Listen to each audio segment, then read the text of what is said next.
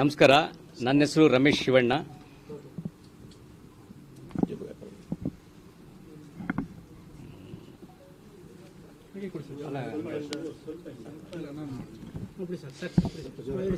ನಮಸ್ಕಾರ, ನನ್ನ ಹೆಸರು ರಮೇಶ್ ಶಿವಣ್ಣ.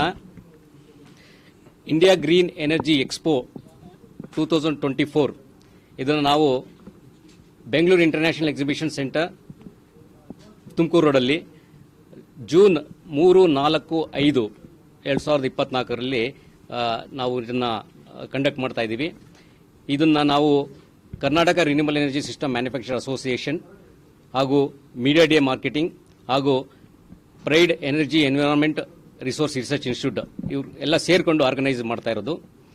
ಇದರಲ್ಲಿ ಈ ವರ್ಷ ಸುಮಾರು 100 ಸ್ಟಾಲ್ಗಳಿಗಿಂತ ಹೆಚ್ಚು ಜನ ಪಾರ್ಟಿಸಿಪೇಟ್ ಮಾಡ್ತಾ ಇದ್ದಾರೆ. ಹಾಗೂ ಹಿಂದಿನ ವರ್ಷ ನಮಗೆ ಸುಮಾರು 10,000 ಹೆಚ್ಚು ಜನ ನಮಗೆ ವಿಸಿಟರ್ಸ್ 3 ದಿನದಲ್ಲಿ ಬಂದಿದ್ರು. ಅದೇ ರೀತಿ ಈ ಸರಿ ಬಹಳಷ್ಟು ಜನ ಬರ್ತಾರೆ ಅಂತ ಅಂದ್ಕೊಂಡಿದ್ದೀವಿ. ಏಕೆಂದರೆ ಗೌರ್ಮೆಂಟಿಂದ ಹಲವಾರು ಹೊಸ ಸ್ಕೀಮ್ಗಳು ಬಂದಿದೆ.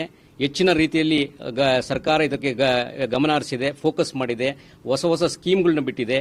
ಪ್ರಧಾನಮಂತ್ರಿ ಗೃಹ ಯೋಜನಾ ಅಂತ ಬಿಟ್ಟಿದೆ, ಸುಮಾರು 1 ಕೋಟಿ ಮನೆಗಳನ್ನ ಸೋಲರೈಸೇಷನ್ ಮಾಡಲಿಕ್ಕೆ. ಕುಸುಮ ಯೋಜನೆಯಲ್ಲಿ ಸುಮಾರು 40 ಲಕ್ಷ ಫಾರ್ಮರ್ ಪಂಪ್ ಸೆಟ್ಗಳನ್ನ ಸೋಲರೈಸೇಷನ್ ಮಾಡಲಿಕ್ಕೆ ಬಿಟ್ಟಿದೆ. ಈ ರೀತಿ ಎಲ್ಲ ದೊಡ್ಡ ಕಾರ್ಯಕ್ರಮಗಳು, ಸ್ಕೀಮ್ಗಳು ಮತ್ತು ಸಬ್ಸಿಡಿಗಳನ್ನ ಬಿಟ್ಟಿರೋದ್ರಿಂದ ಈ ವರ್ಷ ಹೆಚ್ಚಿನ ರೀತಿಯಲ್ಲಿ ಜನಗಳು ಸಹ ಇದನ್ನು ತಿಳ್ಕೊಳ್ಬೇಕಾಗಿ ಅವರಿಗೆ ಇಂಟ್ರೆಸ್ಟ್ ಇದೆ. ಹಾಗಾಗಿ ಹೆಚ್ಚು ಜನ ಬರ್ತಾರೆ ಅನ್ನೋ ಒಂದು ನಾವು ಭಾವನೆಯಲ್ಲಿದ್ದೀವಿ. ಅದೇ ರೀತಿಯಾಗಿ ಈ ವರ್ಷ ಒಂದು ಬಹಳ ಕೀ ಹೈಲೈಟ್ ಅಂತಂದರೆ ಕಾನ್ಫರೆನ್ಸು. ನಾವು ಈ ವರ್ಷದ ಕಾನ್ಫರೆನ್ಸ್ನಲ್ಲಿ the game changer for vision 2030 for the achieving the 500 gigawatt target of the government of India. ಇದರ ಬಗ್ಗೆ ಇದನ್ನ ಅಚೀವ್ ಮಾಡಲಿಕ್ಕೆ ಏನೇನು ನಮಗೆ ಅಡಚಣೆಗಳಿದ್ದಾವೆ, ಅದನ್ನು ಹೇಗೆ ನಾವು ಅದನ್ನು ಸರಿಪಡಿಸ್ಬೋದು.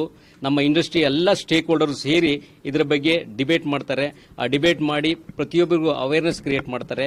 ಮತ್ತು ಹೊಸ ಟೆಕ್ನಾಲಜಿನಲ್ಲಿ ಪ್ರೆಸೆಂಟ್ ಮಾಡ್ತಾರೆ. ಮತ್ತು ಹೊಸ ಟೆಕ್ನಾಲಜಿಗಳು ಏನಿದಾವೆ ಅದು ಸಹ ನಮ್ಮ ಕಾನ್ಫರೆನ್ಸ್ನಲ್ಲಿ ವಿಷಯ ಪ್ರಸ್ತಾಪ ಮಾಡ್ತಾರೆ.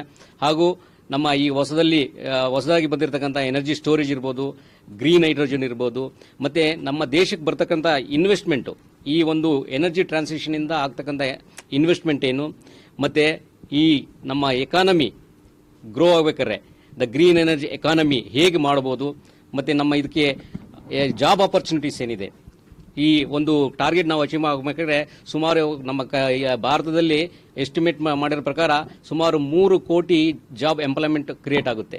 ಸೊ ಈ ಎಲ್ಲಾ ವಿಚಾರಗಳನ್ನ ನಾವು ಈ ಒಂದು ಕಾನ್ಫರೆನ್ಸ್ನಲ್ಲಿ ಪ್ರಸ್ತಾಪ ಮಾಡ್ತೀವಿ. ಸೊ ಆದ್ರಿಂದ ತಾವೆಲ್ಲರೂ ದಯವಿಟ್ಟು ಇದಕ್ಕೆ ಸಹಕರಿಸಬೇಕು, ಮತ್ತೆ ನಮ್ಮ ಜೊತೆ ಈ ಒಂದು ಕಾರ್ಯಕ್ರಮವನ್ನ, ಈ ಒಂದು ಎಕ್ಸಿಬಿಷನ್ನ ಸಕ್ಸಸ್ಫುಲ್ ಮಾಡಲಿಕ್ಕೆ ಕೈ ಜೋಡಿಸಬೇಕಂತ ಪ್ರಾರ್ಥಿಸ್ಕೊಳ್ತೀನಿ. ರಿನ್ಯೂವಬಲ್ ಎನರ್ಜಿ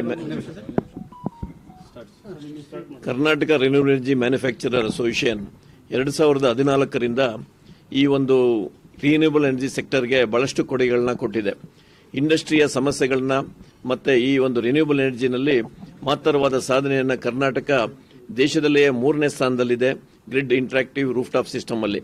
ಇದನ್ನ ಮೊದಲನೇ ಸ್ಥಾನಕ್ಕೆ ಮುಟ್ಟೋದಕ್ಕೆ ಈ ಏನು ಕೇಂದ್ರ ಸರ್ಕಾರದ ಮುಫ್ತಿಗಾರ್ ಬಿಜಿಲಿ ಯೋಜನಾ ಮತ್ತೆ ಕರ್ನಾಟಕ ರಾಜ್ಯ ಸರ್ಕಾರದ PM ಕುಸುಮ ಯೋಜನಾ ಸೌರ ಪಂಪ್ ಸೆಟ್ಗಳಿಗೆ ಕೊಡುವಂತಹ ಸಬ್ಸಿಡಿ ಯೋಜನೆಗಳನ್ನ ಜನರಿಗೆ ತಲುಪಿಸುವಂತದ್ದು ಮತ್ತೆ ಈ ಒಂದು 500 ಗಿಗಾವಾಟ್ ಏನು ಸರ್ಕಾರದ ಗುರಿ ಇದೆ 2030 40% ರಿನ್ಯೂವಬಲ್ ಎನರ್ಜಿನಲ್ಲೇ ಪಡ್ಕೊಳ್ಬೇಕು ಅನ್ನೋಂತಹದ್ದು.